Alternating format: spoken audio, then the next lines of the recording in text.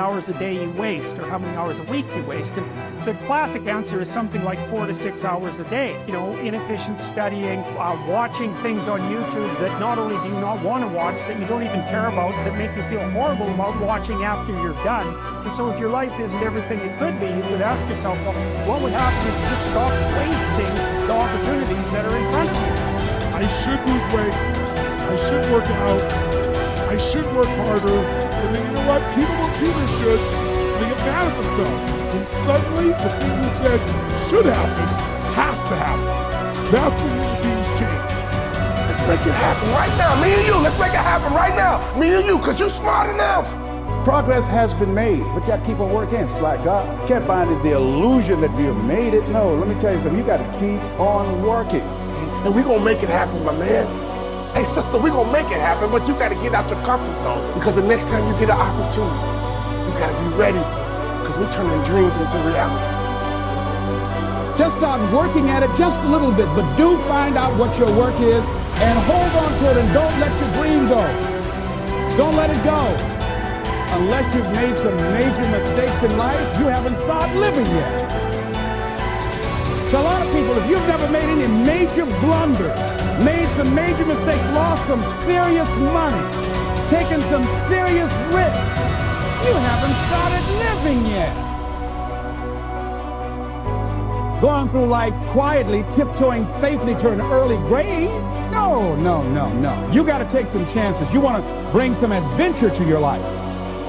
This is the time to stop and decide what direction you want to go in.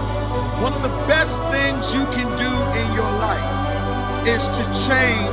Maybe on the page of this story right now, you see nothing but failure. When we read your story, what do you want us to see? That you was another failure? What do you want us to read when we read your story? That you quit? What do you want us to read when we read your story? That you gave up? That you threw in the towel? But here is what we're going to do. We're getting ready to turn the page, because when you turn the page, you're getting ready to write a new story. Now is the time where you're going to begin to open up your mouth and declare that I'm going to build a legacy. Waste no more time arguing what a good man should be. Instead, be one and leave a lasting legacy for the next generation.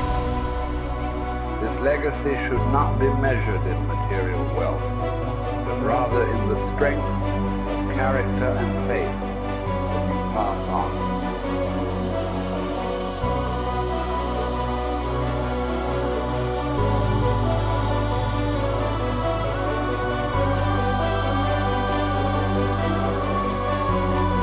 I genuinely am a force to live in the world. You may not understand that yet, but you will eventually. And I genuinely believe I'm acting under the instruction of God to do good things. I want to make the world a better place. I genuinely believe my legacy is a good legacy. And I believe that eventually, when the legacy media catches up, they're going to understand I'm a good, positive influence. I think a man should have absolutely no interest in whether he's actually happy. If I wake up and I'm unhappy, I will do the exact same things as if I am happy. I will go to the gym the same. I will work the same. How I feel has no impact on how I live my life. I don't think happiness as an index is a healthy view for a man to have on life success. If you're waking up and going, oh, am I happy, am I not? You're looking at life wrong. I think of a man, if you put happiness if you move it down the scale, right? And you start looking at, am I successful? Am I competent? You know, am I achieving things? Am I respected? If you start to look at these indicators of your life, you're going to end up being happier without actually analyzing if you're happy or not. But we talk about weak men. This is what's scariest about this entire agenda they're trying to purport.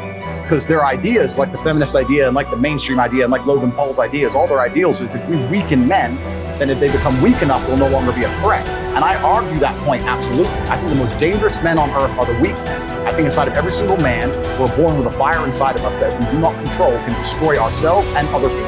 And if you look at men who have no emotional control, because that's what they're trying to teach us to have, to say, listen, you're a man, you're allowed to just cry all the time and have no emotional control, no stoicism, just react to your emotions.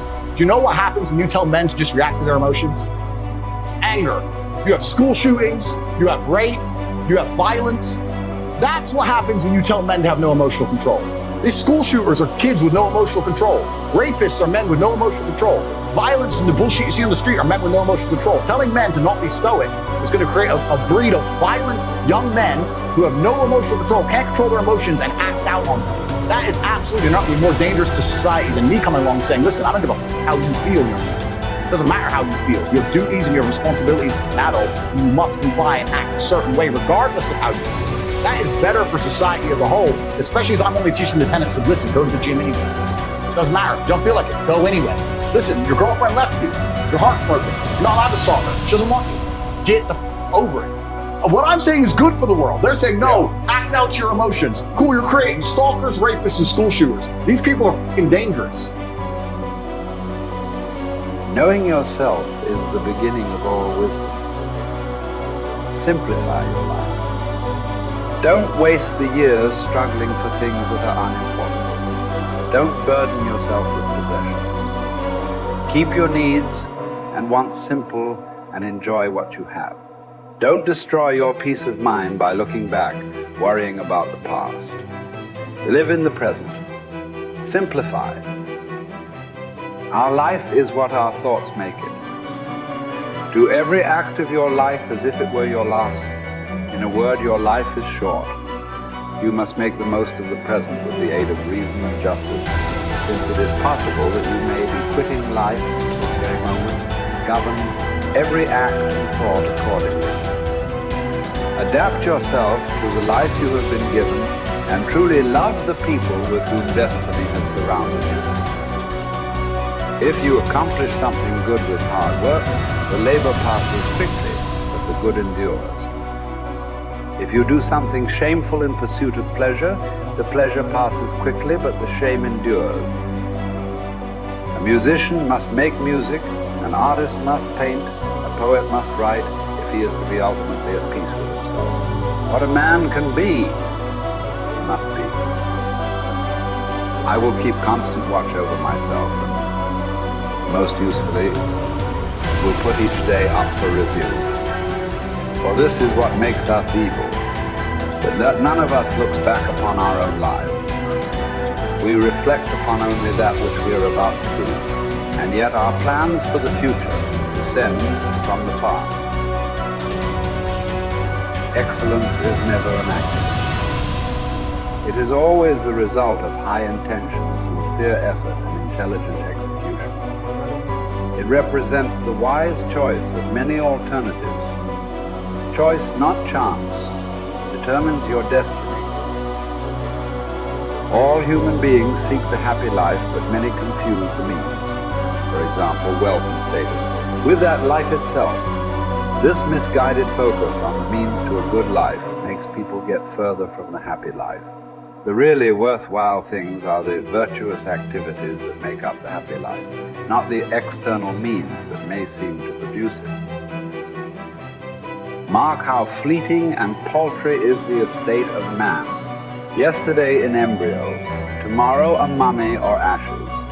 So for the hair's breadth of time assigned to thee, live rationally and part with life cheerfully, as drops the ripe olive extolling the season that bore it, and the tree that matured.